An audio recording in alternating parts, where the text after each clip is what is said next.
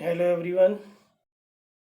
ये आज आईपीसी का 10वां निर्णय है। 9 निर्णय इससे पहले हम पढ़ा चुके हैं आपको 2 टर्म्स पे। 10वां निर्णय आईपीसी का, भारतीय दंड संहिता का, देखें क्या कहता है। शंभू खरवार बनाम उत्तर प्रदेश राज्य और अन्य एआईआर 2022 सुप्रीम कोर्ट। जैसा कि आपको पता है, सारे के सुप्रीम कोर्ट के हैं और सारे 2022 के केस हम आपके साथ डिस्कस कर रहे हैं। इस शंभू खरवार बनाम उत्तर प्रदेश राज्य में प्रावधान क्या है एग्जैक्टली। ये केस जो है, ये निर्णय जो है भारतीय दंड संहिता की धारा 375 पर आधारित है। प्रावधान देखें क्या है इसमें। क्या विवाह करने का वचन देकर शारीरिक संबंध बनाना और बाद में किसी अन्य लड़की से विवाह करना या करने का प्रयास करना भारतीय दंड संहिता की धारा 375 के अंतर्गत अपराध गठित करता है। पहली बात हुई, तदनुसार अभियोजन कार्रवाई को दंड प्रक्रिया संहिता की धारा 482 के अंतर्गत इलाहाबाद उच्च न्यायालय के द्वारा निरस्त करने से इनकार करने की वैधता। संक्षेप में मामला इस तरह से था कि दो युवक युवती जो थी वो लिव इन रिलेशनशिप में रह रहे थे ये लोग काफ़ी समय से।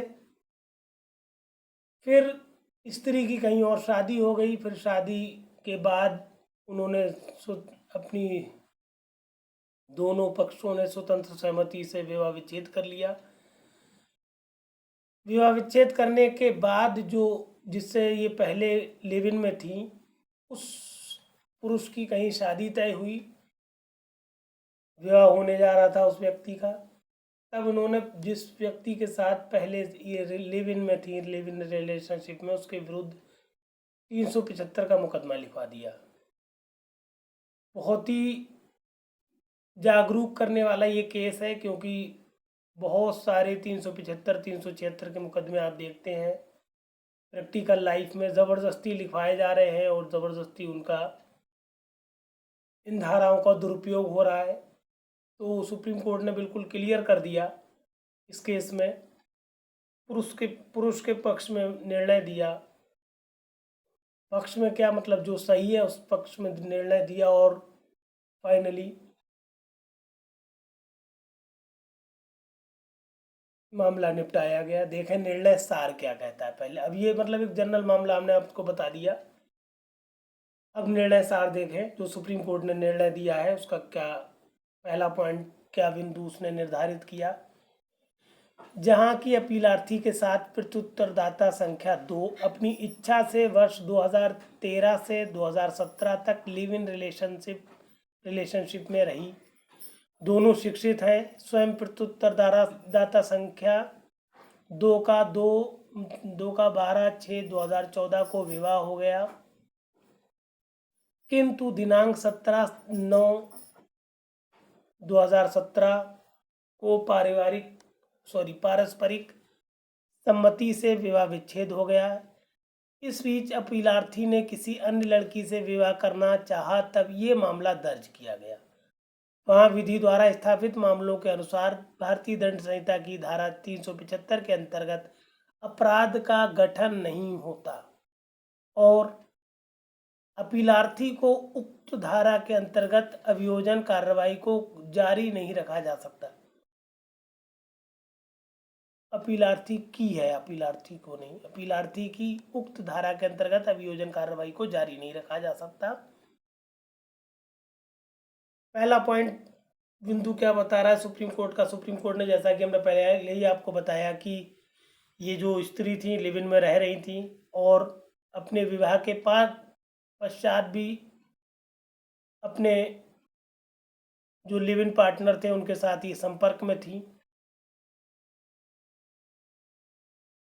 और इत्तेफाक से इन महिला का इस स्त्री का जो है अपने विवाह के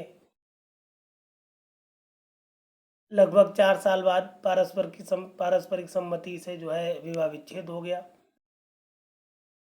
अब चूंकि विवाद विच्छेद के ही दौरान जो जो इनका लिव इन पार्टनर था, जिसके साथ लिव इन रिलेशनशिप में थी, उसका कहीं विवाह तय हो गया, शादी तय हो गई, विवाह करना चाह रहा था। इन्होंने 375 का मुकदमा लिखा दिया।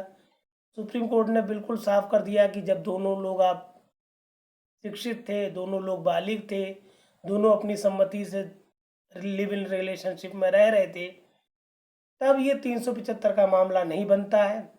आप गलत मुकदमा लिखा रही हैं, आपको मुकदमा नहीं लिखाना चाहिए। आपको कोई अनुतोष नहीं मिलेगा, रिलीफ नहीं मिलेगा, क्योंकि आप अपनी सम्मति से उसके साथ संबंध बना रही थी, शारीरिक संबंध या जो भी संबंध थे आपके। 375 नहीं है, क्योंकि आपकी सम्मति पूरी तरह से थी और सम्मति देने में आप सक्षम थी। पहली बात क्लियर कर दी। दूसरी बात, चूंकि जो प्रावधान में बताई गई है कि उच्च न्यायालय के पास कहा गया कि आप जो अभियोजन कार्रवाई है उसको निश्चित कर दीजिए, क्योंकि दोनों बालिग थे, दोनों सम्मति से रह रहे, तो कोई कार्रवाई का औचित्य नहीं है। और चूंकि हाई कोर्ट को दंड प्रक्रिया संहिता की धारा 482 के अंतर्गत बहुत बड़ी शक्ति प्राप्त है, वो चाहे तो मामले को खत्म कर सकता है, चाहे अपनी पूरी शक्ति का प्रयोग किसी भी प्रकार से किसी भी केस में ले करा सकता है, कर सकता है शक्ति का प्रयोग। तो चूंकि उसको उच्च न्यायालय को अधिकार था, वो चाहता तो मामले को, अभियोजन को समाप्त कर देता, मगर उच्च न्यायालय ने क्या किया, अपनी 482 धारा दंड प्रक्रिया संहिता की धाराओं का प्रयोग ना करके या उस लिमिट तक ना पहुंचकर उसने अभियोजन को वापस नहीं लिया था। नहीं लिया तो सुप्रीम कोर्ट ने उसको निर्देश दिया है, क्या दिया है कि अपीलार्थी को उक्त धारा के अंतर्गत अभियोजन कार्रवाई को जारी नहीं रखा, उक्त अपीलार्थी की उक्त धारा के अंतर्गत अभियोजन कार्रवाई को जारी नहीं रखा जा सकता। मतलब जो अभियोजन महिला द्वारा किया गया है, जो मुकदमा चलाया जा रहा है 375 का, उसका चलाए जाने का कोई औचित्य नहीं है, उसकी अभियोजन कार्रवाई को आगे जारी नहीं रखा जाएगा। दूसरा बिंदु क्या है निर्णय का, देख ले वो भी। तदनुसार उच्च न्यायालय का आक्षेपित निर्णय एवं आदेश निश्चित किया जाता है। आरोप पत्र पर संस्थित आपराधिक मामलों को निरस्त किया जाता है। सुप्रीम कोर्ट ने क्लियर कर दिया कि उच्च न्यायालय का जो निर्णय था कि वो अभियोजन कार्रवाई वापस नहीं लेगा, उस निर्णय को उच्च न्यायालय के निरस्त किया जाता है, अभियोजन कार्रवाई वापस ली जाती है, और जो भी मामला संस्थित किया गया था आरोप पत्र में उस व्यक्ति विशेष के साथ जो लिव इन रिलेशनशिप में महिला के साथ रह रहा था, उसकी जो भी आरोप पत्र दाखिल किया गया, जो भी आरोप उसके खिलाफ बने, उन सबको वापस लिया जाता है, खत्म किया जाता है, समाप्त किया जाता है, और उस अमुक व्यक्ति को जो लिव इन रिलेशनशिप में महिला के साथ था, उसको आज़ाद किया जाता है, बरी किया जाता है। देखिए, हमने आपको अपना व्हाट्सएप नंबर दे दिया 9450770672, इसलिए दिया है। अब आपके पास सिर्फ 20-22 दिन शेष है। बहुत बड़ा प्रेशर है इस वक्त आपके पास, इसलिए हम चाहते हैं इस व्हाट्सएप ग्रुप पर जुड़ जाएं, और जो भी आपकी क्यूरीज हैं, जो भी एग्ज़ाम से रिलेटेड प्रेशर्स हैं, उनको आप हमारे साथ डिस्कस कर लें, बहुत बड़ा फ़ायदा हो सकता है। हालांकि इसके लिए 500 रुपये हमने नॉमिनल फ़ीस रखी है, जो कि उन कैंडिडेट्स के लिए रिफंडेबल है जो सिलेक्शन ले लेते हैं। जुड़ते हैं तो आपको बहुत फ़ायदा हो सकता है, नहीं भी जुड़ते हैं तो कोई प्रॉब्लम की बात नहीं है। आप हमारा चैनल डायरेक्ट सर्च करें @law classes by Firoz sir. आपको डे 1 से लेकर डे 100 में पूरा यूपी PCSJ और यूपी HGS का मेंस का सिलेबस मिलेगा। इसके अलावा हमने प्लेलिस्ट बना दी है, सब्जेक्ट वाइज भी मैटर हमने उसको सेपरेट कर दिया है। आप चाहे तो सब्जेक्ट वाइज पढ़ सकते हैं, आप चाहे तो डे वाइज पढ़ सकते हैं। कोई भी प्रॉब्लम आपको आती है, आप हमारे नंबर पर हमसे संपर्क कर सकते हैं। कोई भी मैटर नहीं समझ में आता है, वीडियो ब्लर्ट हुआ है, कुछ भी है, आप हमें कमेंट करें। कोई भी टॉपिक नहीं समझ में आ रहा है तो डिस्कस करें। हमने जैसा कि बताया, बेहतर तरीका ये है, हर वीडियो के साथ PDF दिया है। जब आप वीडियो चलाते हैं तो मोर लिख के आता है, मोर को टच करिए, पीडीएफ डाउनलोड कर लीजिए, पीडीएफ आ जाएगा खुल कर। मोर को टच करते ही पीडीएफ डाउनलोड कर लीजिए, पीडीएफ को अपने हाथ में रखिए, फिर वीडियो देखिए, तब आपके मैटर पूरा समझ में आएगा। और अच्छे से लिखने के लिए, अच्छे से बात को दिमाग में बैठाने के लिए आपको बार बार रिपीटेडली इस वीडियो को चलाना पड़ेगा। सारी वीडियो आप चलाते रहिए, आपके बात मैटर में जितना भी मैटर है ये सब दिमाग में बैठ जाएगा और आप अच्छे से मेंस में लिख पाएंगे। कहीं ना भटकिए, कंप्लीट नोट्स हैं, कंप्लीट केस लॉस दिए हैं हमने आपको सारे पॉइंट्स के साथ, सारे इंपॉर्टेंट नोट्स के साथ। और बाद में ये हम 2022 के भी निर्णय जो है सुप्रीम कोर्ट के वो डिस्कस कर रहे हैं आपके साथ। ये कंप्लीट मैटर है, इतने पे ही आपका सिलेक्शन हो जाएगा, आपको कहीं भटकने की ज़रूरत नहीं है। भटकिए नहीं, भटकेंगे तब आप सिलेक्शन से, जितना भटकेंगे या जितना ज़्यादा ब्रॉड में कवर करना चाहेंगे उतना आप मेंस से दूर होते चले जाएंगे। इसलिए कॉम्पैक्ट और बेस्ट मैटर है, इसको अच्छे से करिए। कंप्लीट मैटर है, कुछ भी नहीं छोड़ा है, ना कोई शॉर्टकट किया है। फिलहाल अगले पेज पर चलें। धन्यवाद फॉर वॉचिंग दिस। आईपीसी का 11वां निर्णय देखें हम लोग। सुरेंद्रन बनाम केरल राज्य, AIR 2022 सुप्रीम कोर्ट। प्रावधान क्या है केस में? ये केस जो है धारा 304B, 498 का या ए सॉरी, और धारा 306 भारतीय दंड संहिता की सारी धाराएं हैं, ये इनसे संबंधित है। धाराएं आपको हम सारी पढ़ा चुके हैं। 306 आत्महत्या के लिए दुष्प्रेरणा करने से संबंधित है। 498 का जो है दहेज के लिए प्रताड़ित करने से संबंधित है। और 304B जो है वो दहेज हत्या से संबंधित है। समझे क्या है? जहाँ की विचारण ने, पहले प्रावधान समझ लें क्या मतलब हुआ, क्या है, समरी एक तरह से केस की समझे हम लोग। जहाँ की विचारण न्यायालय ने अपीलार्थी एवं उसके माता पिता व अन्य रिश्तेदारों को धारा 304B और 498A के अंतर्गत दोषित एवं दंडित किया, किंतु अपील पर केवल उच्च न्यायालय ने अपीलार्थी को धारा 304B के अंतर्गत आरोप से दोष मुक्त कर दिया, किंतु धारा 498 के अंतर्गत दोष सिद्धि एवं 1 वर्ष के कारावास के दंड से दंडित किया। वहां निर्धारण के लिए प्रश्न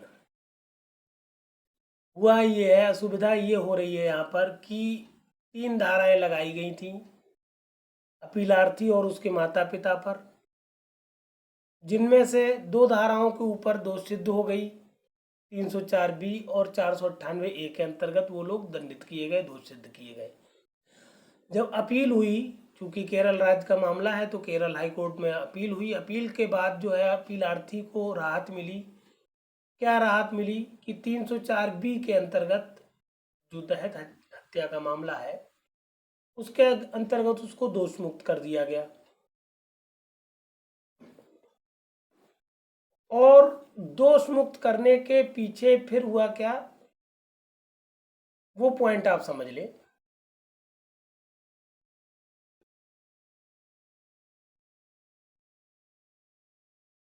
जो न्यायालय के समक्ष जो है उच्चतम न्यायालय के, चूंकि उच्च न्यायालय ने क्या किया है, एक अपराध के लिए दंडित किया है, दूसरे के लिए दोष मुक्त किया है। तो उच्च न्यायालय के पास जो चैलेंजिंग प्रश्न है वो 2 प्रश्न है।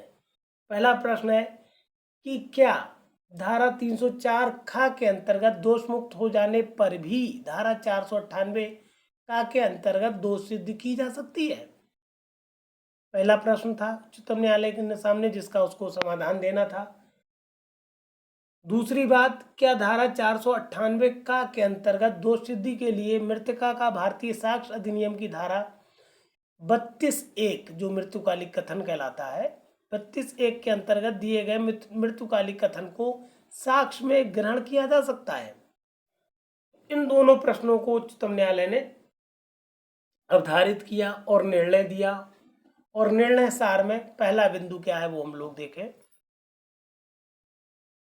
हमने आपको बार बार बताया है कि प्रावधान मेनली आपको समझने के लिए हम बता रहे हैं कि आपको मैटर की समरी पता लगे, दूसरी बात ये पता लगे कि आप इस केस लॉ को किस धारा से संबंधित प्रश्नों में यूज़ करेंगे या कहाँ पर आपको ये केस लॉ लिखना है।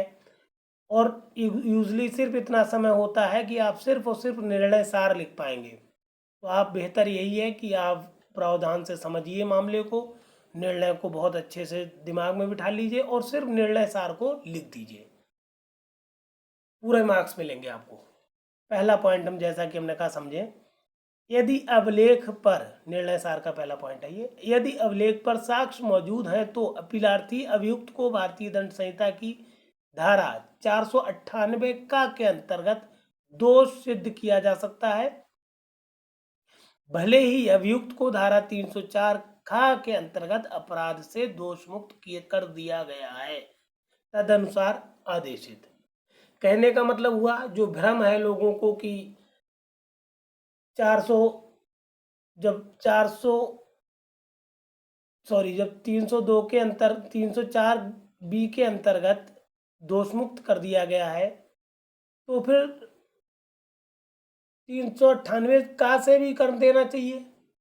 जब दहेज हत्या में उसका कोई हाथ नहीं है तो दहेज से संबंधित मामलों में प्रताड़ना से भी उसे कोई मतलब नहीं होना चाहिए। मगर सुप्रीम कोर्ट ने बिल्कुल क्लियर कर दिया कि जिस चीज़ के साक्ष्य मिल रहे हैं, मामला 300 ऐसा है कि 304 बी में अभियुक्त जो है कहीं से भी दोषी नहीं लग रहा है, तो सीधी सी बात है उसको दोष मुक्त किया जाएगा। और जहां पर क्रूरता या प्रताड़ना का मामला बन रहा है 498 ए के अंतर्गत, का के अंतर्गत, तो चूंकि क्रूरता में शामिल था, क्रूरता चाहे मानसिक हो या शारीरिक हो, उस क्रूरता में पति का हाथ है, तो उससे जाहिर सी बात है पति को दंड मिलना चाहिए, पति को दंडित किया जाना सही चाहिए। इस तरह से ये कहते हुए आदेश को लिखवाया, आदेश किया सुप्रीम कोर्ट ने। दूसरी जो प्रश्न था कि मृत्युकालिक कथन जो है महिला का, वो कथन इस्तेमाल हो सकता है किस मामले में, 498 ए के मामले में। तो जैसा कि हम लोग 400 जो मृत्युकालिक कथन के बारे में बहुत डिटेल में पढ़ाया हमने एविडेंस एक्ट में, तो हर उस जगह पर मृत्युकालिक कथन इस्तेमाल हो सकता है। सिर्फ मृत्युकालिक कथन के आधार पर दोष सिद्धि हो सकती है अगर मृत्युकालिक कथन सही है और उसमें शक की कोई गुंजाइश नहीं है, तो खाली और सिर्फ मृत्युकालिक कथन पर के आधार पर किसी भी व्यक्ति को सजा हो सकती है।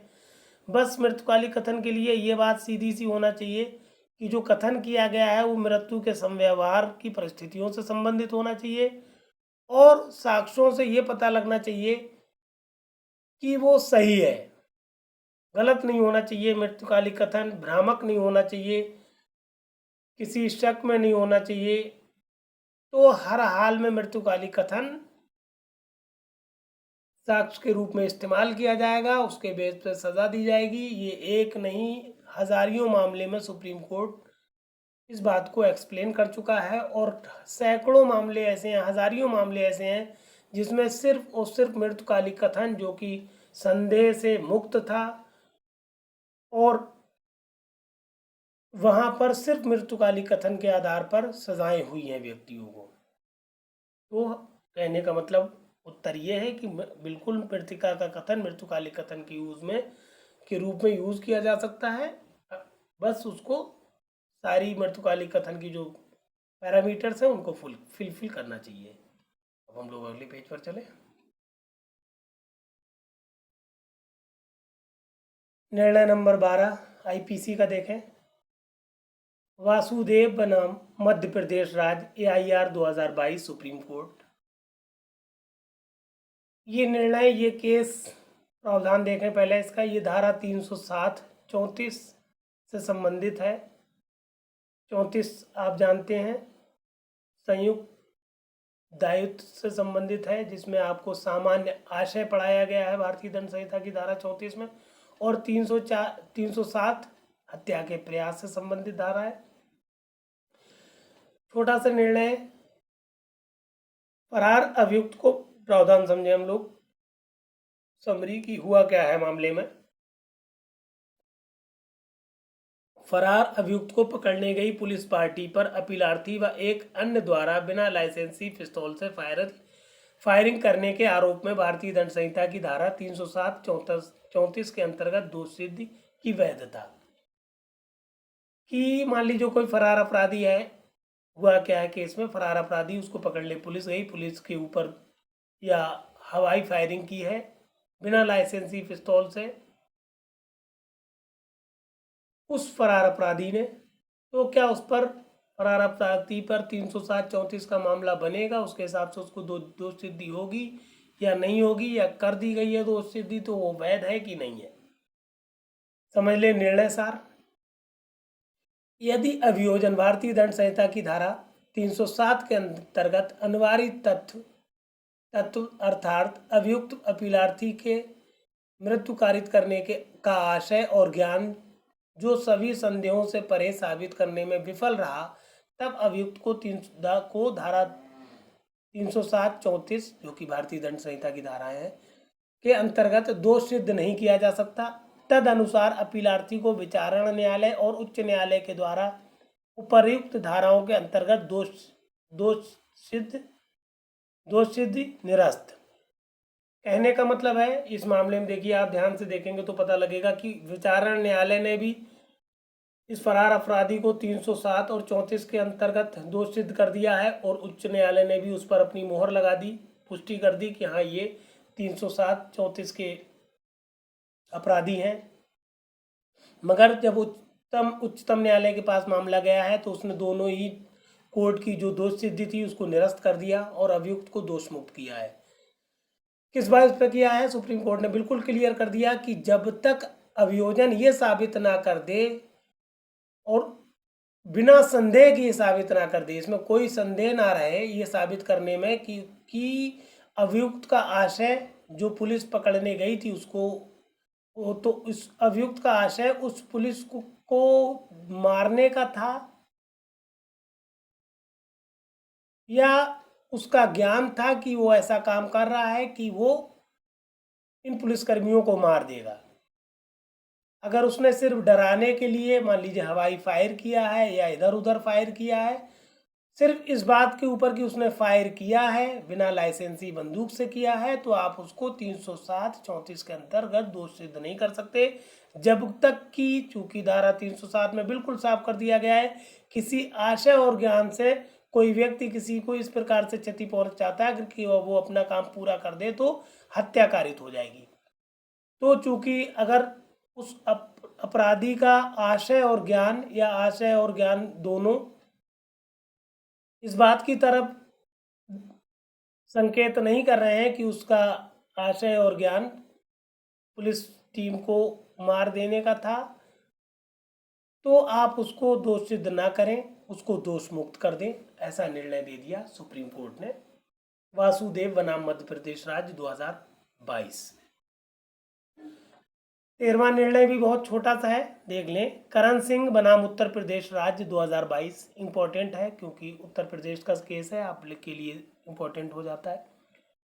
इसमें प्रावधान क्या है? धारा 302 149, धारा 307 149 और धारा 148 सारी धाराएं आईपीसी की हैं।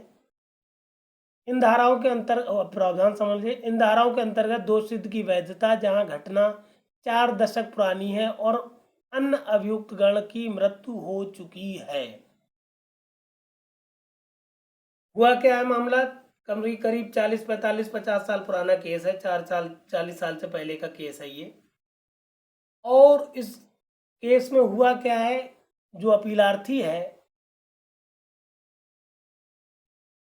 उसको सजा हो चुकी है 302 149 या 307 149 और धारा 148 के अंतर्गत। वो ये पक्ष लेना चाह रहा है कि जब हमारे और साथी सब मर गए या इतनी पुरानी घटना है, हम इतने दिनों से जेल में रह रहे हैं, तो हमें राहत मिलना चाहिए, हमें दोष मुक्त किया जाना चाहिए। तो चूंकि उसकी दोष सिद्धि हो चुकी है, तो क्या वो दोष सिद्धि वैध है कि नहीं है, इस मामले पर निर्णय देना था सुप्रीम कोर्ट को और निर्णय दिया। निर्णय सार देखें हम सुप्रीम कोर्ट का क्या कह रहा है। यदि घटना का घटित होना और अपराध में अपीलार्थी की संलिप्तता स्थापित है तो विचारण न्यायालय एवं उच्च न्यायालय के द्वारा दोष सिद्धि वैध है। ये कि मामला पुराना है या अन्य अभियुक्त गण की मृत्यु हो चुकी है, अपीलार्थी के दोष मुक्ति का आधार नहीं हो सकता, तदनुसार अपील निरस्त। क्योंकि अपीलार्थी ने इस बात, हमने बताया भी आपको, अपीलार्थी ने इस बात का सहारा लेना चाहा कि हमारे और साथी सब मर चुके हैं, तो और इतना पुराना मामला है तो हमें भी दोष मुक्ति होना चाहिए। तो सिर्फ इन आधारों पर दोष मुक्ति नहीं दी जा सकती। अगर वो अपीलार्थी जो है घटना में शामिल था, उसकी संलिप्तता, उसका शामिल होना, घटना में शामिल होना सिद्ध किया जा चुका है तो वो दोष सिद्ध होगा, उसे कोई राहत नहीं मिलेगी और उसकी अपील इस प्रकार से सुप्रीम कोर्ट ने खारिज कर दी। अब हम लोग चले अगले पेज पर।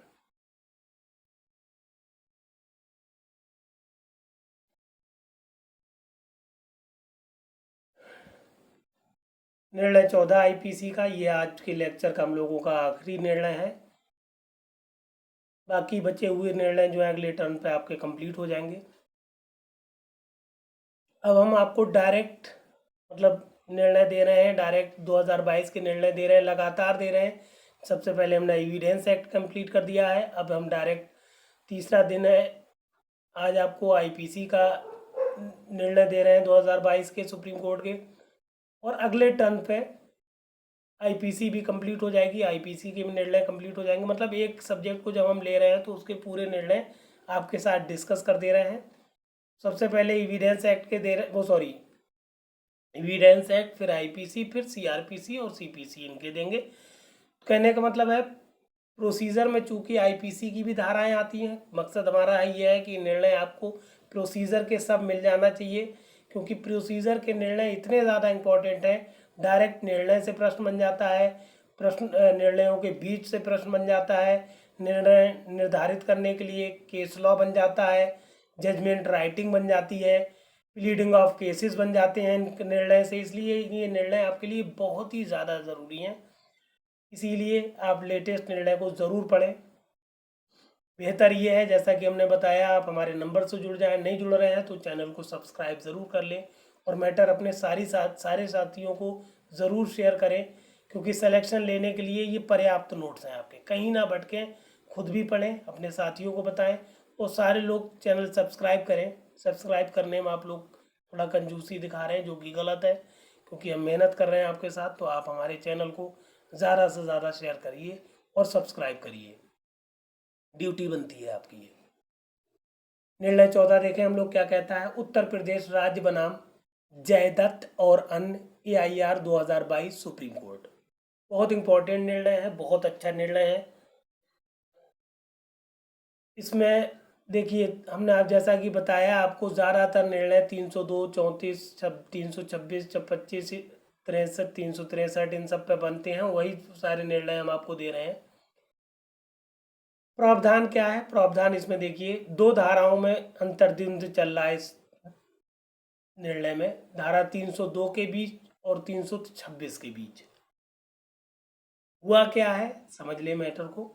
धारा 302, 34 और धारा 326 भारतीय दंड संहिता, ये दोनों धाराएं विचारण न्यायालय द्वारा अपीलार्थी गण को धारा 302, 34 के अंतर्गत दोष सिद्धि को गण की अपीलार्थी गण की धारा 302, 34 के अंतर्गत दोष सिद्धि को धारा 326 में परिवर्तित करने के उच्च न्यायालय के आदेश की वैधता। हुआ क्या, सिंपल सा मामला है। इसमें किसी व्यक्ति की हत्या की गई है, हालांकि जब उसको चोटें पहुंचाई गई उसके 6 दिन बाद वो मरा है, मतलब 6 दिन तक वो पीड़ा में था और 6 दिन के बाद उसकी मृत्यु हुई है। तो हुआ ये मामला, जब उसको इतनी चोटें पहुंची वो 6ठे दिन मर गया, 6 दिन बाद मर गया। क्योंकि मामला गंभीर था तो विचारण न्यायालय ने अपीलार्थी को धारा 302, 34 के अंतर्गत, मतलब अपीलार्थी है, इसमें एक व्यक्ति और है, अपीलार्थी को 302 की सज़ा दी गई थी, 302, और दूसरे व्यक्ति को 302 के अंतर्गत दोष सिद्ध किया गया। जब ये लोग अपील करने हाईकोर्ट पहुंचे, हाईकोर्ट ने क्या किया, 302 को 326 मीन्स धार, मतलब किसी खतरनाक आयुध से घोर उपति पहुंचाना। 326 हमने आपको पढ़ाई है, केस लॉ के साथ पढ़ाई है, बहुत इंपॉर्टेंट धारा है। तो उच्च न्यायालय ने क्या किया, 302 को 326 में परिवर्तित कर दिया, 302-34 को 326 में परिवर्तित कर दिया। तो मामला ये आया सुप्रीम कोर्ट के सामने कि क्या विचारण न्यायालय का निर्णय सही था या फिर उच्च न्यायालय का निर्णय सही था जो उसने परिवर्तित कर दिया, या फिर उच्च न्यायालय ने परिवर्तित जो मामला किया है 302 से 326 में, क्या वो वैध था। अब समझे, निर्णय बहुत इंपॉर्टेंट निर्णय है। निर्णय सार देखें कि उच्चतम न्यायालय ने क्या किया। निर्णय सार का पहला बिंदु देखें। पहला कि बिंदु क्या, पूरा निर्णय ही है ये, जहां की अपीलार्थी गण दो अन्य के साथ, अपीलार्थी गण ने दो अन्य के साथ मिलकर उस समय मृतक राम अवतार पर लाठी डंडों से हमला कर दिया जब वो अपने खेत में काम कर रहा था, जिस कारण मृतक के सिर सहित शरीर के अन्य भागों पर गंभीर चोट कारित हुआ और उपचार के दौरान घटना के 6 दिन बाद सिर की चोट के कारण उसकी मृत्यु हो गई। वहां अपीलार्थी जयदत्त को धारा 302 के अंतर्गत और अन्य अभियुक्तों को 302-34 के अंतर्गत विचारण न्यायालय के द्वारा दोषसिद्धि एवं आजीवन कारावास के दंड से दंडित किया जाना विधिपूर्ण था। सुप्रीम कोर्ट ने बिल्कुल साफ कर दिया कि जब आपने लाठी डंडों से किसी आदमी को मारा और खास तौर से जब सर पर चोटें पहुंचाई, तो पिछले निर्णयों में भी हमने आपको समझाया है और सुप्रीम कोर्ट ने बिल्कुल कहा है कि जब आप सिर पर चोट पहुंचाते हैं किसी व्यक्ति के, तो आपको आशय होता है, आपको ज्ञान होता है, क्योंकि इतनी नाजुक चीज़ है सर कि एक चोट से भी व्यक्ति की मृत्यु हो सकती है। और चूंकि जब आपने सिर पर वार किया, लाठी डंडों से मारा है, सिर पे वार किया, इसका मतलब आपका आशय था मृत्यु कारित करना, आप मार देना चाहते थे किसी व्यक्ति को, इसलिए विचारण न्यायालय का निर्णय बिल्कुल ठीक था। उसने आप लोगों को ठीक ही 302 या 302-34 के अंतर्गत दोष सिद्ध किया। उसकी दोष सिद्धि विचारण न्यायालय की बिल्कुल ठीक थी, कोई शक नहीं विचारण न्यायालय के निर्णय में। उच्च न्यायालय को क्या नसीहत मिली वो देखें। उच्च न्यायालय ने अपीलार्थी जयदत्त की धारा 302 के अंतर्गत और अन्य अपीलार्थी शास्त्री की धारा 302-34 के अंतर्गत दोष सिद्धि करके तथा 2 वर्ष के दंड से दोष सिद्धि को परिवर्तित करके आएगा। दोष सिद्धि को परिवर्तित करके, 1 मिनट मामले को देख लें।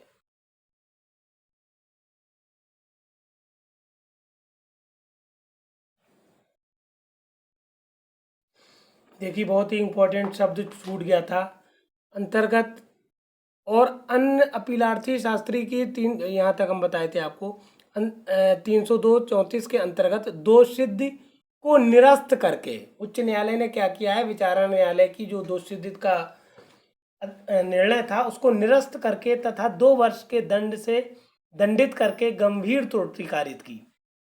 अतः उच्च न्यायालय का निर्णय निरस्त किया जाता है और विचारण न्यायालय के निर्णय को पुनर्स्थापित किया जाता है। आजीवन कारावास का दंड भुगतने के लिए अपीलार्थीगण को तत्काल अभिरक्षा में ले लिया जाए। सुप्रीम कोर्ट ने बिल्कुल क्लियर कर दिया कि जो उच्च न्यायालय है उसने अपीलार्थी जयदत्त को धारा 302 के अंतर्गत जो विचारण न्यायालय ने सजा दी थी और अन्य अपीलार्थी जो शास्त्री हैं उनको 302 के अंतर्गत 302-34 के अंतर्गत जो विचारण न्यायालय ने सजा दी थी, उन दोनों अपीलार्थियों की सजाओं को निरस्त किया उच्च न्यायालय ने। और निरस्त करने के बाद क्या किया, उनको 2 वर्ष तक के दंड से दंडित किया सिर्फ, क्योंकि विचारण न्यायालय ने दोनों को आजीवन कारावास दिया था। उच्च न्यायालय ने उनके विचारण न्यायालय के आदेश को कैंसिल करते हुए, निरस्त करते हुए इन अपीलार्थियों को सिर्फ 2 साल का कारावास दिया, जो कि उच्चतम न्यायालय ने लताड़ लगाई, बोला, कहा कि आपने ऐसा करके गंभीर त्रुटि कारित की, क्योंकि मामला 326 का नहीं है और 326 के बाद भी आप इतनी कम सज़ा दे रहे हैं, जो कि बहुत गलत है और आपने बहुत गलत किया, उच्चतम न्यायालय से कहा। इसलिए उच्चतम न्यायालय का निर्णय क्या है, निरस्त किए जाने योग्य है, निरस्त किया जाता है, और विचारणा न्यायालय का निर्णय सही था, उसको पुनर्स्थापित किया जाता है। और ये लोग जिन्होंने मृत्यु कारित की है लाठी डंडों से, किसकी मृत्यु कारित की थी? राम अवतार की मृत्यु कारित कर दी। इसलिए ये लोग आजीवन कारावास भुगतने के हकदार हैं। इसीलिए अपीलार्थियों को तुरंत अभिरक्षा में लिया जाए और उनको आजीवन कारावास के लिए जेल में भेज दिया जाए। इस तरह से सुप्रीम कोर्ट ने क्या किया, विचारणा न्यायालय के निर्णय को सही ठहराया, उच्च न्यायालय के निर्णय को गलत ठहराया और अपना निर्णय विचारणा न्यायालय के पक्ष में दिया, जो कि सही था। इस तरह से ये आज का टॉपिक आपका कंप्लीट हो गया। 14 केस तक आप आईपीसी के पढ़ चुके हैं, 14 निर्णय 2022 के हम पढ़ा चुके हैं। अगले टर्न पे आईपीसी आपकी कंप्लीट हो जाएगी, फिर हम दूसरा प्रोसीजर का सब्जेक्ट ले लेंगे, चाहे सीपीसी या सीआरपीसी। इस तरह से आपका सबसे पहले हम प्रोसीजर एक्ट आईपीसी के साथ कंप्लीट करा रहे हैं, क्योंकि आईपीसी से ही संबंधित धाराओं का आप प्रोसीजर में वर्णन करते हैं। ये कंप्लीट मैटर है, अच्छे से आप पढ़िए, सिलेक्शन लीजिए और हमारे चैनल को सब्सक्राइब ज़रूर करिए और मैटर को शेयर करिए सारे साथियों को। Thank you for watching this, और सब्सक्राइब ज़रूर करिए जिससे आप हमारे टच में रहें, क्योंकि हम पर डे आपको बहुत अच्छी इन्फॉर्मेशंस एग्ज़ाम से रिलेटेड देते रहेंगे फॉर एवर। Thank you.